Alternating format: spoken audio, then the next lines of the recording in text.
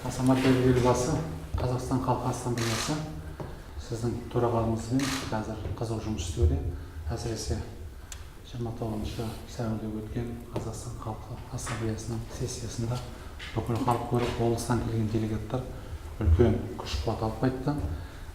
Және Қазақстан дүниеде теңдесі жоқ қазақстандық модель, бірлік, келісім моделін қазір Қазақстанның ішінде және одан сырттан жерде де таратуға үлкен жұмыс істеудеміз.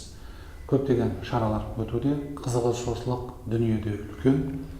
Қазақстан халқы ассамблеясының құрамындағы ғылыми экспорттық кеңес, арналар кеңесі, Қазақстан халқы ассамблеясы кафедралары осы сіздің бірлік және келісім осы моделіңізді таратуда үлкен жұмыс істеуде.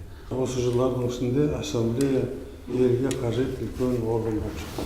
Әр облыста өздерінің ғимараттары бар, жиналатын жерлері бар, өздерінің тілін үйренетін, тарихын, мәдениетін еске түсіретін жерлері бар. Ассамблея қоғамның өркендеп өсуіне көп жұмыс жасап келе жатыр. Сондықтан қазіргі жағдайда сол жаңағы ұжымдарды, жергілікті барлығын пайдаланып, елдің арасын біріктіріп, әр этностың арасын біріктіріп, Қазақстанның түгел азаматтарының бірлігін сақтауға жұмсауымыз керек. Ассамблея народа Казахстана является объединяющим звеном нашего общества.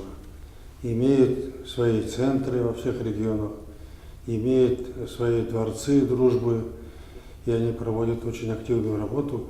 Это очень важно. Нам важна стабильность в Казахстане.